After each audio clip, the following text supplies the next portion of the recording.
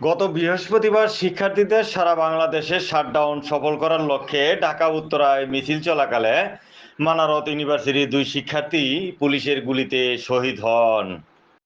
শহীদ হওয়া লাশ সামনে রেখে এক শিক্ষার্থী বলেন, কথা বলার খুব সাহস আমার নেই। আমাদের শাকিল আমাদের মাঝে নেই। শাকিলের রক্ত চুষে নিয়েছে স্বৈরাচার সরকার।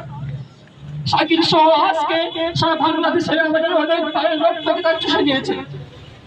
হয়তো তো রক্ত শুষলেও আমাদের আমাদের শরীরের এক বিন্দু রক্ত থাকতে আমরা আমাদের দাবি থেকে আমরা কেটে যাবো না। আমি শাকিলের সাথে আমি বাকি ছিলাম, পাশাপাশি অবস্থান ছিলাম। হয়তো শাকিলের দুনিয়ার হায়াত শেষ হয়ে গেছে, সে আমাদের ভাই শহীদ হয়ে আমাদের কাছ থেকে বিদায় নিয়ে চলে গেছে।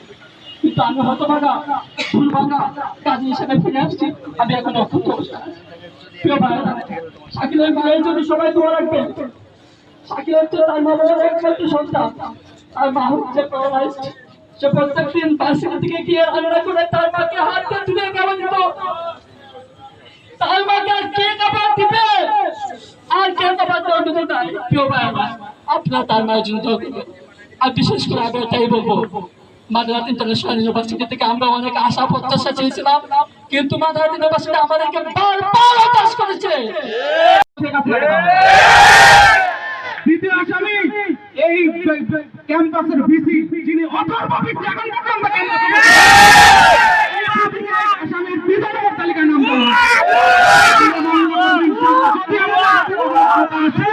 তাহলে আমরা এই মামলা দায়ের করবো ইনশাআল্লাহ। আমাদের শহীদ শাকিলের যেই বরাদে আমরা ক্যাম্পাসে নিয়ে এসেছি, আমাদের আজকের যে যৌক্তিক দাবি, সেই যৌক্তিক দাবিগুলো আমরা পেশ করছি। বর্তমান ভারপ্রাপ্ত ভিসি যিনি আছেন, তাকে বিনা দ্বিধায় পদত্যাগ করতে হবে।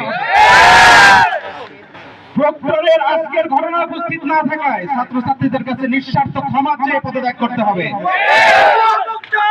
সকল প্রকার ছাত্র রাজনীতি ক্যাম্পাসে নিষিদ্ধ করতে হবে।